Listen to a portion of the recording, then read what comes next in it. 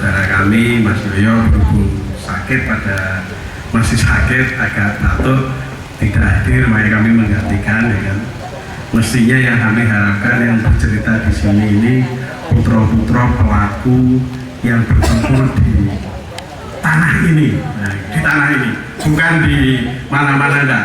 Karena berdirinya SMP Saradan ini berkaitan dengan pertempuran Saradan yang memakan korban.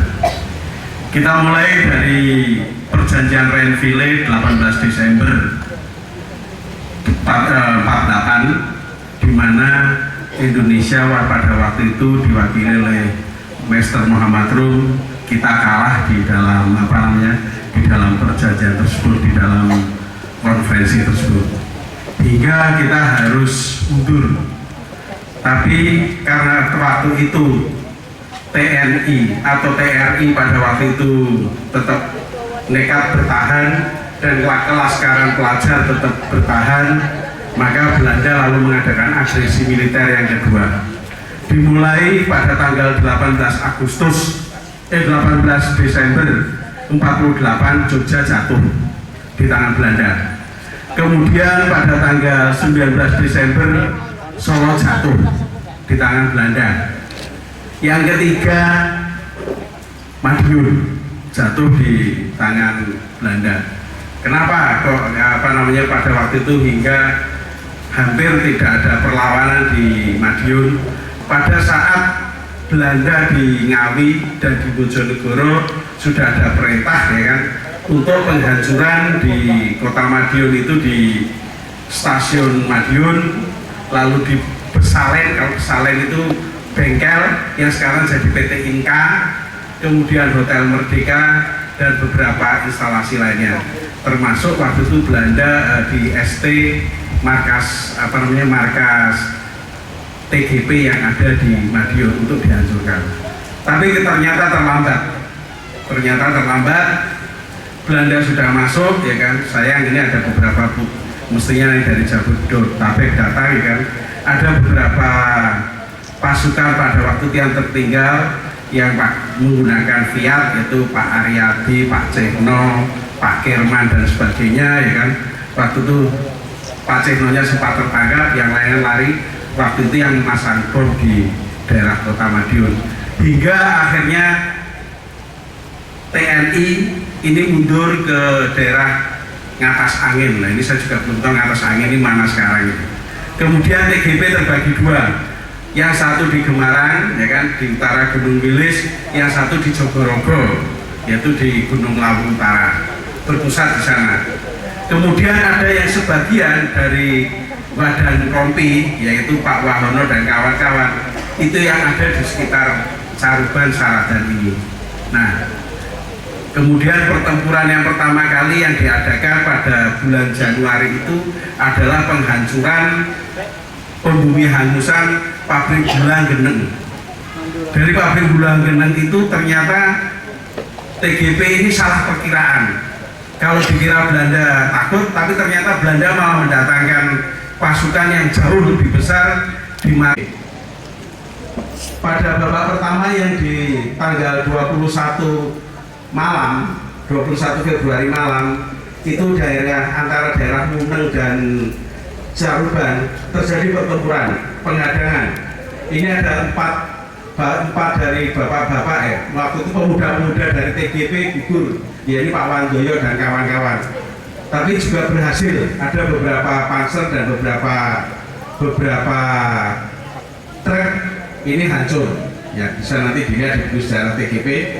Kemudian paginya lagi masih ditunggu yang tahap kedua. Nah ini yang tahap kedua pas pada tanggal 22 jam 10 ya kan, jam 10 diperkirakan ini TGP di sini kosong karena intelijen mereka tahunya di sini itu ada rumahnya Pak Kamituo.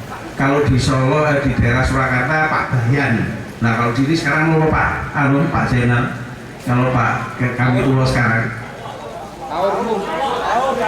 Kaur, Pak Kepala Dusun ya. Jadi dengan Bayan sama aja. Tidak sama, dua Bayan. Nah kurang lebih demikian. Di sini dulu ada rumahnya Pak Kamituo ya kan. Ini yang dipakai untuk markas bapak-bapak TGP yang dipimpin oleh Pak Wahono dan kawan-kawan. Ya, dan Pak Wahono dan kawan-kawan ini karena beliau wakil Komandan Kompi. Pertemuan pertama di tanggal 22 Desember 22 Februari ini berhasil. Kita bisa bukan kita nih, Bapak pemuda-pemuda dari TGP ini bisa nanti dilihat di buku sejarah, menghancurkan satu panser kecil, satu panser besar, satu jeep, dan ada 2 atau 3 truk, ya kan? Dan ada beberapa yang meninggal pasukan Belanda. Dan ini Belandanya murni ini, karena mereka itu pasukan dari kavaleri. Makanya dimuat di majalah Oskadron, yaitu dari batalion infanteri, itu diambil majalahnya kavaleri Belanda. Sejarah di Saradan ini merupakan pertempuran terbesar di daerah Madiun. Kemudian setelah itu terjadi beberapa kali penghadangan, ya pertempuran kecil. Yang paling sukses justru di awal bulan Juni. Di bulan Juni itu ada 11 kali penghadangan. Ini ada 19 tentara Belanda meninggal. Hingga di desa ini, di dusun ini, semua di bumi hanguskan oleh Belanda. Bahkan kalau menurut ceritanya Pak Marjuki, waktu saya dengar kan, Pak Marjuki, Pak Santoso Kasar dan sebagainya, ketika rakyat itu mau keluar di daerah Wilangan, itu tangannya mesti di Belanda. Bukan nyium Pak Kiai, bukan, tapi tangannya bau mesiu, tidak. Ketika tangannya bau mesiu, berarti dia tentara, langsung dieksekusi. Jadi korban yang berjatuhan di tanah ini luar biasa.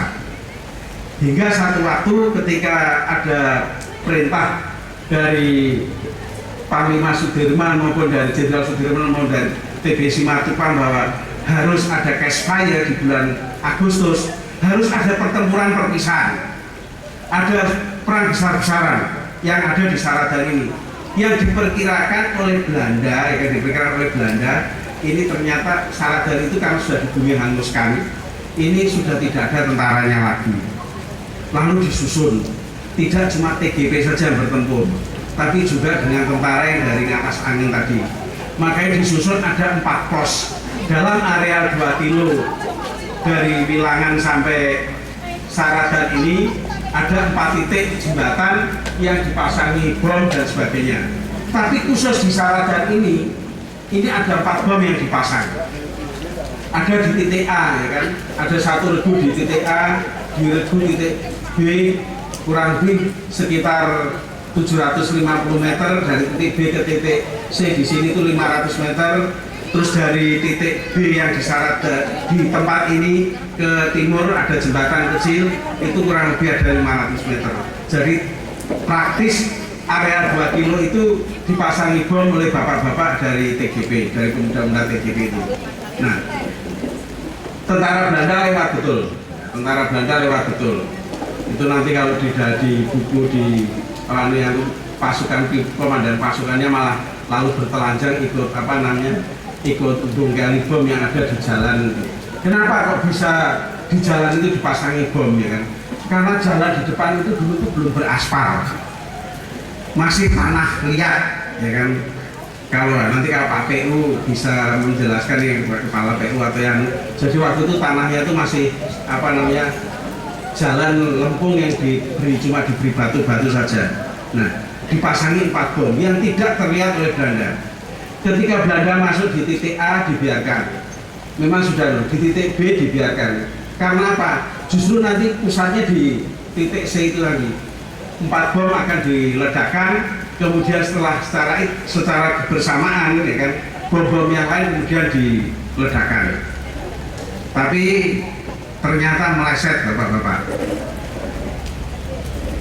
Bom yang pertama tidak meledak, ya kan. Bom yang kedua meledak, pasukannya Belanda ini ternyata tidak bersamaan. Ketika dia masuk, bom yang pertama tidak meledak, di bom yang kedua meledak, bom ketiga tidak meledak, bom keempat tidak meledak. Walaupun sempat menghancurkan beberapa beberapa jeep, panser maupun truk dengan 12 pasukan Belanda yang meninggal. Saat itu juga yang ada di pasukan di Belanda yang di titik B itu langsung turun, mereka langsung menembaki secara membabi buta tentara TNI yang ada di situ dan tentara TGB yang ada di situ lari semua. Jadi Pak Nandi dan kawan-kawan, Pak Marjuki dan kawan-kawan, ada putrinya satu, Bu Mustami di sini ini terjebak. Lah yang karena melihat di sini sudah ada kepulan asap, langsung di jembatan yang di titik D langsung juga diledakkan supaya Pak Belanda tidak bisa lari ke Nganjuk. Terjadi pertempuran itu dilakukan oleh 3.000 TGP yang ada di sini. 3.000 itu berarti jumlahnya berapa Pak? Cuma 21 orang, yang satu cewek mungil. Nah, mungkin sekian ya, ibunya Mbak Yanti sama ya Mbak Yanti ya.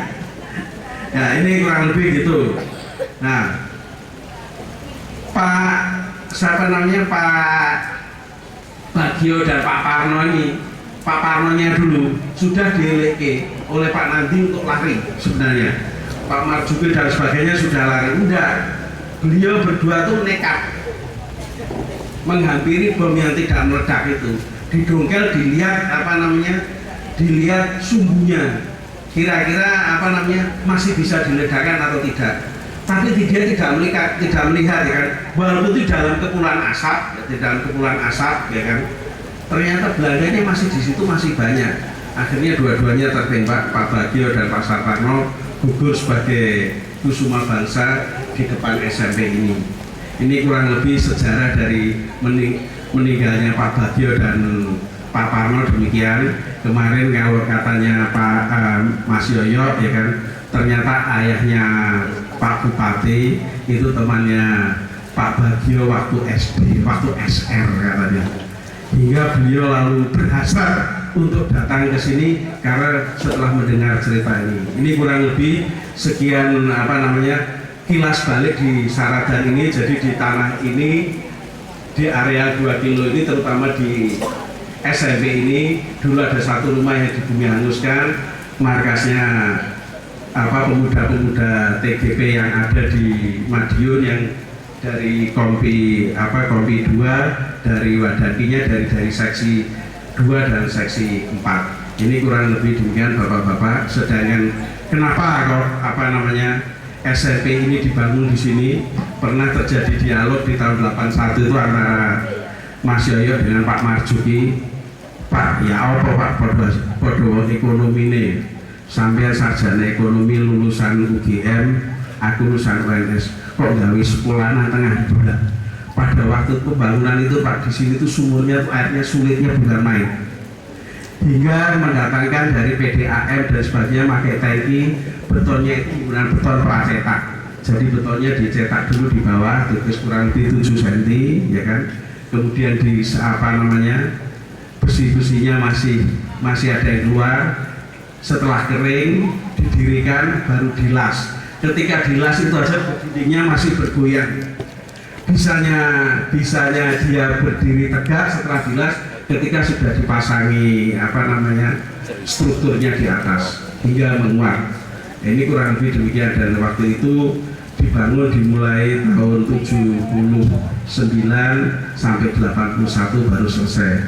Jadi setelah sumber pucung 77 sampai 80 selesai diresmikan 81, setelah itu ada peresmian untuk SMP Sumber Pucung, dan itu merupakan persembahan dari bapak-bapak ya kan, Pak Nandi, Pak Wahono dan sebagainya, lalu Pak Santoso Kasran terutama yang sebagai Pak Makassar, kemudian yang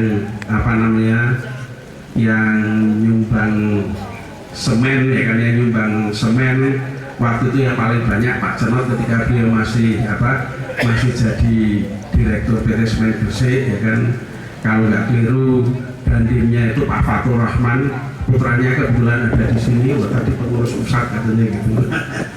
Ini jadi dari beliau-beliau ini lalu muncul berdiri SMP Saradan ini menjadi SMP Negeri 2 Saradan.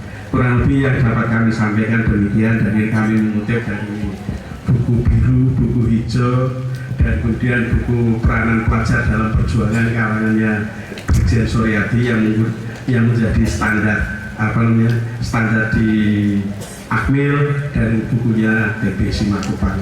Ini kurang lebih bapak-bapak dan ibu-ibu hadirin yang kami hormati, yang bisa kami ceritakan sejarah berdirinya Sardan. Jadi kalau di Sumber Pucung itu markas TGP, cuma markas yang tidak pernah diserang Belanda, pernah diserang, akhirnya TGP-nya berpindah pusatnya ke Solo. Tapi kalau di di tanah ini ada korban Pak Kami Tuwo, kemudian Pak Bagio Saparno. Kalau di daerah antara Ceruk dan Munung itu ada 4 orang, Pak Pandoyo dan kawan-kawan. Demikian yang dapat kami sampaikan pada hadirin dan hadirat sekalian. Mohon maaf apabila ada kurangnya. Mestinya yang bercerita ini putra-putra pelaku yang ada di Madiun. Karena saya dengan Mas Harfi ini kalau disuruh cerita tentang Solo mungkin bisa ya. Tapi alhamdulillah ini kita coba ya kan, untuk bercerita tentang Madiun. Demikian, wabillahi taufiq wal hidayah. Assalamualaikum warahmatullahi wabarakatuh.